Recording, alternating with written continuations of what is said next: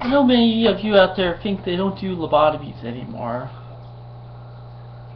but they do. They still do it. Matter of fact, it's making a comeback. I've been lobotomized twice in my life. First time was only when I was 13, and then again when I was 22. I'm not going to talk about in this video about when I was 22. In this video, I'm talking about when I was 13.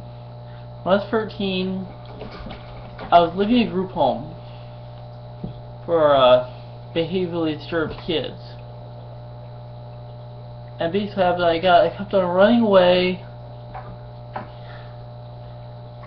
being sexually acting out, stealing, beating, being violent, vandalizing, shoplifting, all kinds of crazy stuff.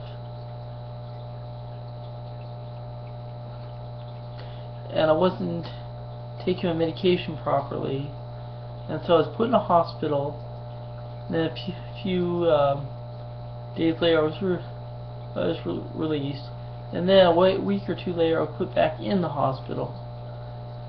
And then what happened is that I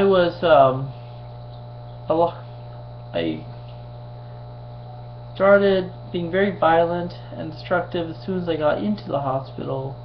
And so they dragged me to a bed and they held me down. A whole bunch of people holding me down, men and women holding me down.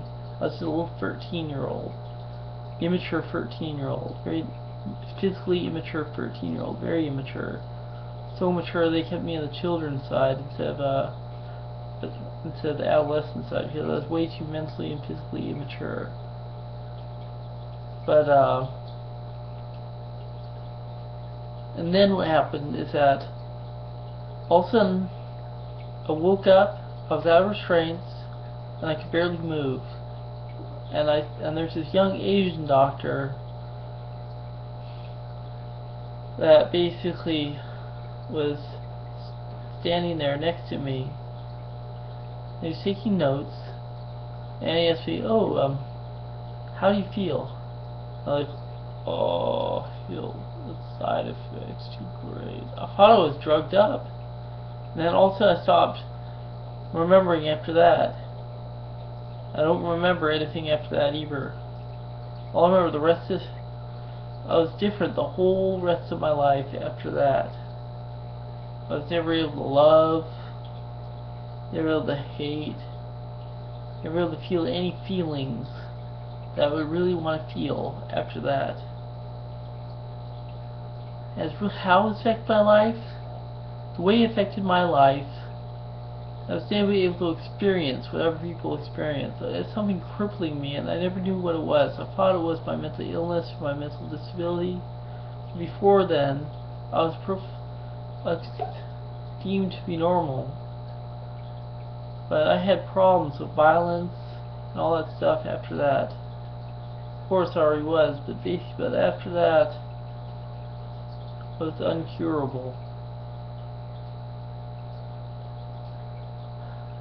It ruined my life. Doing that ruins a kid's life. Not just when they're a kid, but when they're an adult. To do that to them at such a young age. What I think about when they do that to people, I think about the now. I don't think about then, about the future. I think about the now. What they could do now to control the people. They can do it now to make the people act the way they want them to act now. That's why they stopped doing. That's why they say they stopped doing it. It's basically because so many side effects, the undesirable effect. Everyone is given a medication, and they can change the medication if that one doesn't work right. But you can never change the lobotomy. You can only do another one. It's irreversible. There's nothing you can do about it. Well, that's all I have to say about that lobotomy. Bye.